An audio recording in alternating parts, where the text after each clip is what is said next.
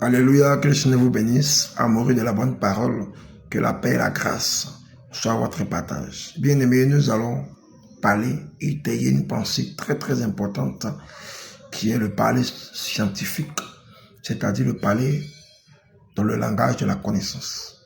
Nous savons que dans le dictionnaire de Dieu, qui est la parole, pour comprendre les Écritures, il faille appeler les témoins.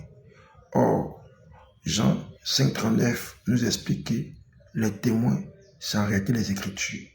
Donc le parler scientifique ou le parler par connaissance nous permet de rassembler les Écritures afin de définir la notion, une pensée selon la pensée contextuelle de l'Écriture, afin que cela ne soit pas un prétexte. Et vous allez remarquer que dans la parole, les apôtres, dans Éphésiens chapitre 2, verset 20, il dira que vous avez été édifiés sur le fondement des apôtres et des prophètes. Or, nous savons que dans la logique, les prophètes ont existé avant les apôtres. Mais quand l'apôtre Paul, poussé par le Saint-Esprit, est en train de faire son allocution, il place d'abord les apôtres avant les prophètes. Pourquoi? Parce que nous croyons que c'est par les apôtres que la révélation a été manifeste. La révélation a pris son essence ou son cours dans l'église primitive. C'est pourquoi vous allez remarquer que dans la doctrine, ceux qui étaient des garants, ceux qui étaient des dépositaires du fondement apostolique, ce sont les apôtres. Donc, pour pouvoir prendre une portion d'écriture et la placer comme pensée doctrinale dans l'église, il faut que nous voyions aussi les apôtres répéter cette portion de l'écriture. C'est pourquoi nous disons que dans Éphésiens chapitre 2 verset 20, il dit que si l'on ne parle pas ainsi à la loi et témoignage, il n'y aura pas de roi pour le peuple. Ça veut dire que pour pouvoir avoir ou manifester la lumière au peuple, nous devons parler selon la loi ainsi que les témoignages. Or, la loi, c'est en réalité l'ancienne alliance qui est manifeste par les prophètes. Et le témoignage qui est manifeste par les apôtres, qui est la nouvelle alliance. Est-ce que nous comprenons? Donc, pour que quelque chose soit une doctrine, nous devons voir cette source ou cette pensée scripturaire qui est manifeste aussi par les apôtres. Est-ce que nous voyons un peu? Maintenant, remarquons quelque chose. L'usage est différent de la doctrine. Parce que c'est quoi la doctrine? Dans le livre de Jean, chapitre 7, 17, la doctrine est une chose qui vient de Dieu. Mais dans Romains, chapitre 6, 17, l'apôtre Paul nous explique que la doctrine, c'est la règle à laquelle nous devons obéir pour entrer au ciel. Tandis que dans Actes chapitre 17, 19, on nous explique que la doctrine là-bas, c'est l'enseignement. Mais dans Jean 14, 15, la doctrine, c'est le commandement. Est-ce que nous voyons un peu? Or, dans Marc chapitre 7, versets 4 à 10, l'usage, c'est une tradition, c'est une coutume humaine qui ne vient pas de Dieu. Donc, dans les Écritures, il y a aussi l'usage qui était manifeste dans le rouleau, mais qui n'était pas une doctrine qui a été placée ou instruite par Jésus-Christ, mais qui était l'usage, une tradition, un commandement d'homme. Est-ce que nous comprenons? C'est pourquoi vous allez remarquer que quand vous allez poursuivre l'Écriture, vous allez remarquer que Jésus, avec les disciples ne se lavaient pas les mains. Et les pharisiens commençaient à dire que, mais pourquoi cela? Ils ne se lavent pas les mains. Ils sont en train de violer la tradition des anciens.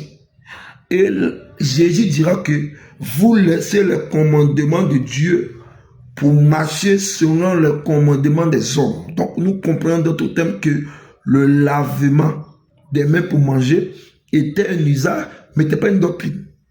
Maintenant, quand Jésus vient, Jésus va expliquer que ce n'est pas en lavant les mains que nous péchons contre Dieu. Ce n'est pas en ne pas se laver les mains que nous péchons contre Dieu.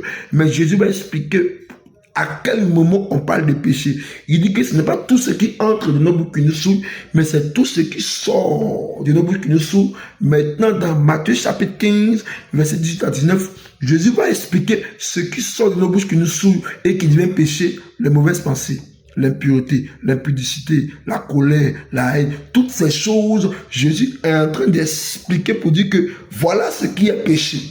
Voilà ce qui effraie maintenant la doctrine. Voilà ce qui viole la doctrine de Jésus-Christ, qui nous pousse à la désobéissance. Quand nous pratiquons ces œuvres-là, nous avons déjà péché contre Dieu. Mais le lavement des pieds, le lavement des mains, pardon, pour manger, n'était pas un péché. Que quelqu'un lave sa main ou ne lave pas sa main, c'est pas un péché. Mais par sagesse, par précaution hygiénique et corporelle, nous nous lavons les mains dans le but d'éviter des bactéries et des microbes afin d'être malade. Point barre. Est-ce que nous voyons un peu? Donc, il y avait l'usage et il y avait quoi? Il y avait la doctrine. Et j'aimerais rappeler à quelqu'un que ce n'est pas tout ce qui est écrit noir sur blanc qui est doctrine. Parce que dans les Écritures, il y a la loi comme commandement, comme instruction. Il y a la loi comme rite cérémoniel. Quand nous voyons l'impureté, nous voyons les oiseaux qu'on devait prendre, les tourterelles, on devait gorger les tourterelles, laisser un vivre. Ça, c'était des rites cérémoniels qui étaient quoi? Qui étaient simplement des ombres qui devaient nous conduire à Christ. Donc, la loi comme cérémonie est un pédagogue qui devait nous conduire à Christ parce que l'accomplissement parfait de tous ces rites cérémoniels devait s'accomplir en Jésus-Christ. Est-ce que nous voyons un peu? Maintenant, vous allez remarquer que dans la descendance de Sem, c'est dans cette descendance de Sem qu'est sorti le père d'Abraham, qui est en réalité Terach. Et dans Terach, il a engendré Abraham, Nachor et Haran, qui engendra Lot. Donc c'est dans la descendance d'Abraham que nous voyons Isaac. Nous voyons Isaac, Ismaël, nous voyons les patriarches et autres et consorts. Donc dans la lignée sémitique, vous allez remarquer que ceux qui vivaient dans ce temps, ils vivaient dans des villes qu'on appelait Mésopotamie, qu'on appelait Charan. Donc ce sont des villes sémitiques. Ça veut dire que ce sont des villes qui est aujourd'hui dans la localité qu'on appelle Moyen-Orient ou Proche-Orient. Or, dans cette localité sémitique, il y avait les Juifs, les Amérindiens, les Arabes. C'est pourquoi vous allez remarquer que le lavement des pieds est une pratique que nous voyons aussi chez les Arabes. Mais pourquoi? Et à quel moment ils ont commencé à copier cette tradition ou cette coutume qui était manifeste en Israël? Parce que les Arabes sont issus de la descendance d'Ismaël. Donc Ismaël était quelqu'un qui avait la connaissance de la loi. Et il connaissait la loi, et il connaissait les traditions des anciens. Est-ce que nous voyons un peu? Donc c'est là-bas que les Arabes ont copié le lavement des pieds. Et le lavement des pieds était manifeste à quelle occasion, à quelle circonstance? Elle était manifeste lorsque quelqu'un quittait dans un voyage pour ce lieu, on lui lavait les pieds en signe d'accueil, en signe d'amour, en signe d'hospitalité. C'est pourquoi vous allez remarquer que dans Genèse chapitre 18, dans Genèse chapitre 19, c'était un signe d'accueil et d'hospitalité pour le peuple d'Israël. Et quand nous allons dans Jean chapitre 13, Jésus est en train de manifester le lavement des pieds pour expliquer le service, pour expliquer l'humilité, pour expliquer la sanctification. Est-ce que nous voyons un peu? Maintenant, dans le 1 Timothée 5:10, là-bas, l'apôtre Paul maintenant prend le lavement des pieds physiques qui était explicité par Jésus pour l'expliquer dans la nouvelle alliance ou dans la portée spirituelle, pour nous expliquer que le lavement des pieds, c'est manifester les bonnes œuvres, c'est manifester l'hospitalité, c'est s'entraider, c'est secourir les malheureux. Est-ce que nous voyons un peu? Est-ce que nous voyons un peu la pensée? Est-ce que nous avons la pensée?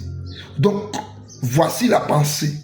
Donc, le lavement de pieds, selon la pensée, la portion scientifique, parle du service, parle de l'humilité, parle du sacrifice, parle de la sanctification, parle de l'amour. Que le Seigneur vous bénisse.